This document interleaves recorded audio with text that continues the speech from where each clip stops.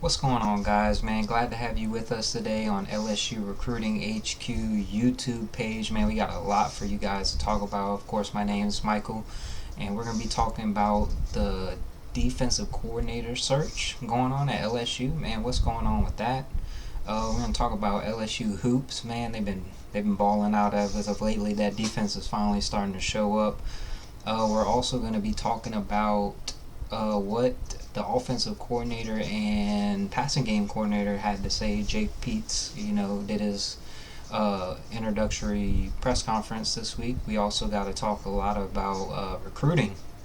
A lot of recruiting stuff going on, man. Just announced last night that the number one player in Louisiana, Will Campbell, will be making an announcement on January 30th, and a lot of those predictions I'm seeing out there are leaning towards the home state team locking him up. So we're going to talk a lot about that, man. We're going to get some good videos. We're going to hear from Will Wade and watch a little bit of his press conference and talk about the upcoming basketball games. And we got a lot in store for you guys. Thanks for watching.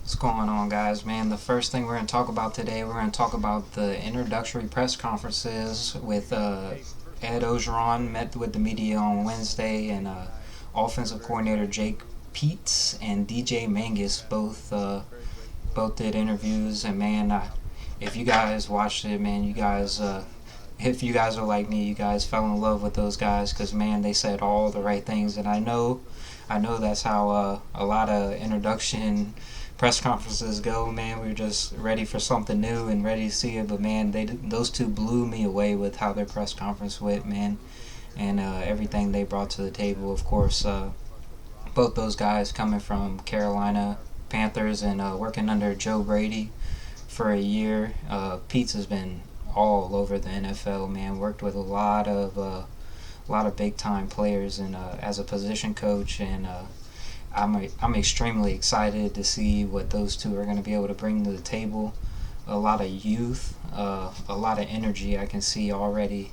They definitely are thinking about bringing that family culture back, and they couldn't say enough good things about Joe Brady and what Joe Brady said to them about his experience at LSU. So I got a feeling that them two are going to be future superstar coordinators, man. Both of them, they could easily transform the talent we have on the roster right now. They could easily turn it into something special like we saw last year. Just a lot of things going right on the offensive side of the ball, I think, for LSU right now. They talked a lot about using the guys and matching their scheme to fit the personnel that we got, which is a big thing, man. And talked about how each quarterback has their own strengths and own weaknesses, and I got a feeling this quarterback battle, depending on what's going on with Miles Brennan injury, and we could see that go deep into the fall, I think, and because we have a lot of talent at the quarterback position, and it's the first time in a long time where we could easily say that this is one of the deepest QB rooms probably in the country, man. And I know they're young, but man, they got a lot of talent. And this offense in general, I mean, the two running backs coming back are absolute studs, man. And one of the things that frustrated me most actually about last year was the fact that we did not get them the ball enough. And John Emery, Ty Davis Price, man, and all them other guys back there, man, they got to get the ball in their hands more.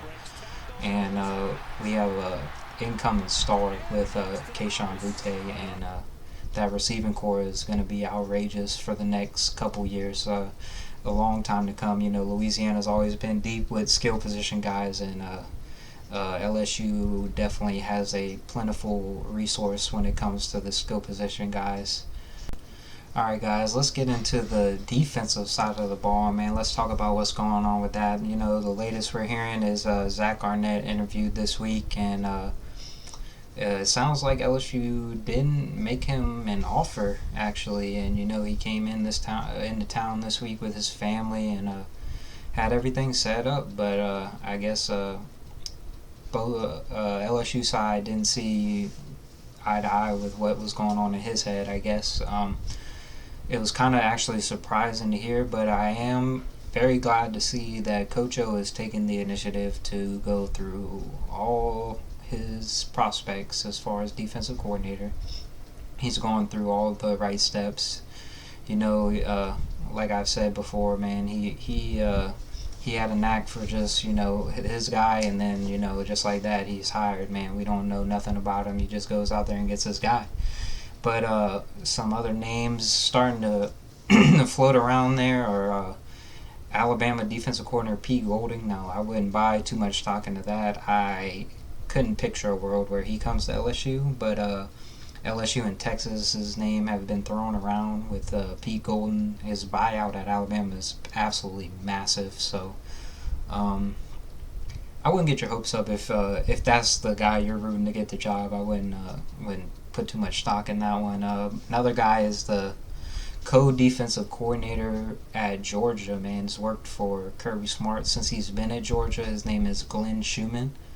For everything I've read on him has been incredible, actually. The man's never called plays, don't get me wrong. I mean, I would kind of feel like I was doing a disservice if I said, he deserved the LSU job, being that I have advocated that Corey Raymond shouldn't get the job because he's never called plays, and LSU is not a place where you get your first defensive coordinator job. But I don't know, this dude has worked for the GOATs, man. He has worked for Nick Saban for a long time. He's worked under Kirby Smart since he's been at Georgia. He's considered the co-defensive coordinator. And if you guys didn't notice, Georgia's defense has been pretty good since Kirby's got there, definitely. And he's a well-respected guy, man, and a lot of good things I'm hearing about him. I would love to see him get an interview. Now, that's another one right there where I wouldn't put too much stock in it right now because he's obviously got some loyalty to Kirby Smart, man. He's been there by his side throughout the coaching ranks. So, I mean, it would take a lot, I think, for him to leave Georgia. But, hey, man, if LSU side, what I'm hearing, man, they seem like they could make a run at him. So, I mean, if he's one of the most talented guys out there, definitely go out there and get him, man, and see what he can do. And I'd love to see him come coach this defense because I'm telling you, I feel like Bo Pelini did such a bad job at LSU that the next dude that steps into this role can do almost anything and be better than the defense was this past year. I feel like anything at this point is an improvement. I feel like I could go walk my dog out there and smoke a cigar and coach up a better defense because, I mean, if you just go through the names on defense, I mean, it's just absolutely unreal that they were that bad. And it was just a shame because they wasted all those kids 1 year of their eligibility to go through that, and it was obvious that it was bad coaching and a lot of miscommunication. But this Glenn Schumann guy, man, from Georgia, I would love to see him get an interview sometime probably next week, maybe even this weekend. So, but like I said, it's going to be tough for Coach O to pry him away from Georgia, but I definitely love to see it happen. All right, guys, next things we're going to talk about, man, we're going to talk about some LSU hoops, man. They've been balling out, if you know what I mean, man. If you've been watching the games, man, I'm not sure where this defense has come from, but I love to see it because you pair a defense that's just average with this offense, man, and they are going to be a tough team to beat. A tough team to beat in this conference, man. Right now I'm looking at this conference bottom to top, and man, it's LSU is right in there at the top and they could easily take it. And Tennessee, Alabama are both having great years as well. But man, when this team gets rolling, there's not too many teams in this conference that can beat them. Let's go ahead and listen to a little bit what Will Wade had to say after the Arkansas game this past Wednesday. Very, very proud of our guys. We prepared well. We were focused. Hopefully it's the first time we've played well back to back. I think we're starting to hit our stride a little bit, and hopefully we can keep this rolling. Look, I don't know how you prep every game, but there's a difference that I see, at least in the press conferences. Do you feel like when you give teams this kind of respect or this kind of attention in your scout that it bleeds over to your team? Because this was, or at least it looked different. I don't know if the way you talked about the lead up to this one had anything to do with the way your team came out and played and from the get, but it certainly was obviously impressive. I mean, we prepare. Literally, if you ask our guys, they laugh. We prepare literally the exact same way for every. It's like Groundhog Day. We'll do the same thing tomorrow that we did the day after. It's the exact same way. Now, to your point, I did not feel comfortable with how we played Arkansas both games last year. So did we maybe have a lot more, counters, and we knew they were going to not let Watford catch it on the elbow, so we had to do some different things, and we were very, very prepared offensively to counter some of the stuff they were going to do defensively. But we're prepared for every game. Our guys did a great job in preparation and with their focus. But I was pleased it bled over to the court. So as you just heard, man, LSU really dominated this game from start to finish. They had a 20-point lead at halftime, and never really got it close after that. This is their third win in a row. They beat Ole Miss, and can't think of who they played last midweek game, but this is definitely their third game, and I believe they won in a row. And like I said, the defense against Ole Miss, was kind of understandable. Ole Miss's offense is bad, just not very good at all, and LSU shut them down. But when they stepped up and faced the third-ranked offense in the SEC and absolutely shut them down as well, and were able to keep up with their offensive pace, it was absolutely clinic to watch. I don't think Will Wade, he said before the game, he mentioned that they spent 4 extra days in the offseason scouting Arkansas because they gave them so many problems last year, and I believe they won both games last year, but they went to overtime both times, if not 100% sure on that. But he mentioned that in the pregame, and after I heard that, I was like, this could get ugly because this team's motivated to win this game and make a statement. So I was glad to see that. Of course, Cam Thomas coming back from injury, ankle injury, suffered last game in the first couple minutes of the last game. He was off a little bit. You can tell it's probably not 100%, but I'm glad he was able to give it a go. But my goodness, everybody else stepped up, and Trenton Wofford is playing like an absolute dude right now. He is definitely, at this point, my candidate for SEC Player of the Year. And talk about Javonte Smart, man. He has absolutely changed the way he's been playing this year, and that score first mentality that he came into this league with just, always was something off. Now he takes great looks at the basket, man. Every shot he takes, I feel like, is wide open. And you can definitely tell by the numbers he's putting up this year that he's making the most out of those opportunities. He's also facilitating the ball, man.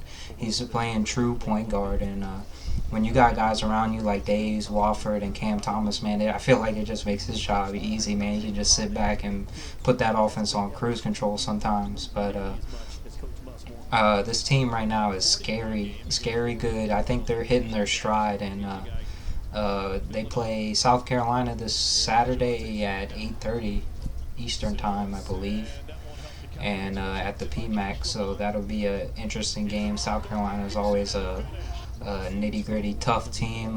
They don't score the basketball very well, but they can definitely play some D. We'll see how LSU's offense can handle that. I'd absolutely love to see Cam Thomas just, heal up and get that ankle back to 100%, have a great game on Saturday, because the next midweek game, I'm not sure if it's on a Tuesday or a Wednesday, but they have Alabama. And Alabama, as you guys probably know, is undefeated in the league and just absolutely embarrassed Kentucky at Kentucky. And that's a good basketball team, man. That coach has got them playing well. It's definitely going to be a tough test for them. But like I said, I think both those teams are hitting their stride. We'll see how LSU plays on Saturday. We'll see how Alabama plays on Saturday. But as of right now, I mean, those two teams are on a collision course for a great game this next weekend, and I'm looking forward to seeing it. All right, guys. Last thing we're gonna talk about, man. We're gonna get into some recruiting. Some recruiting, as Coach O likes to call it, man. Got a lot of big things coming up. I'm not going to talk a lot about the 2021 class because that's pretty much wrapped up. They got 3 spots left, and it's getting pretty obvious who they're going to go after. And if they don't get those guys, then they're going to go after some grad transfers to fill those positions. So you can definitely see that coming. I'm going to talk about this 2022 class, man. It's absolutely loaded already. Right now they have 8 commits right now, and I believe a majority of them are in-state guys, in-state recruits. So obviously led by St. Thomas More's Walker Howard, man, badass quarterback from Lafayette, and 34th ranked prospect in the nation. But his buddy just posted on Twitter last night that he's got an announcement to make on January 30th, and I got a good idea of what he's already released his top 5. I don't think he's releasing the top 3. A lot of these experts online are putting in their forecast for him, and the home state Tigers definitely look like to be the favorite, and I'd have to agree with them, man. All his buddies and stuff, a lot of them are getting recruited by LSU. He's from the Neville High School, so he's a big time guy, and I believe this will be the 3rd or 4th year in a row that if he commits, that Coach O would sign the number 1 player in the state of Louisiana, which is a big thing, man. We just got done watching Devontae Smith, Dylan Moses, Christian Harris, Christopher Allen, and all those guys win national championships for another school, and man, it was hard to watch. Devontae Smith just won the Heisman. He was the number 1 player in Louisiana, man. He just won the Heisman for our rival, and LSU fans, I know that was tough to watch. So we definitely, Coach O's definitely put the lockdown on the state as far as that's concerned right now. Also going to talk a little bit about cornerback from Lafayette, Acadiana. LaTerrence Welch finally picked up his LSU offer. Man, he's got offers from all kinds of places. He's going to be a big-time prospect. Right now he's listed as the 156th ranked prospect. He's the number 9 ranked prospect in the state of Louisiana. He's 6'1", 180. Like I said, just picked up his LSU offer. He's the class of 2022, plays corner. Him and Corey Raymond had a good conversation on Monday, and heard that he passed the phone to Coach O. Coach O offered him a scholarship, and I definitely don't see LSU missing out on this one, man. The way he talks about LSU and talked about LSU before he got his offer, made a lot of people excited to see. I don't think he'll wait very long to go ahead and commit. I don't see much reason for him to wait. It sounds like LSU's firmly in the mix right there for getting his services, and he looks like a fantastic player. Another one from that Lafayette area, man. That Lafayette area right now is just absolutely loaded with talent. Alright guys, that's all I got for you guys today, man. I hope you enjoyed today's episode, and don't forget to click that like and hit that subscribe button, and check us out, see what we got going on next week, and definitely follow the Twitter if you want to stay live, up to date on all the LSU news that could be breaking this week. We'll keep you updated on all the coordinator rumors going around, and definitely keep you updated on all the recruiting stuff, man. Thank you guys for watching.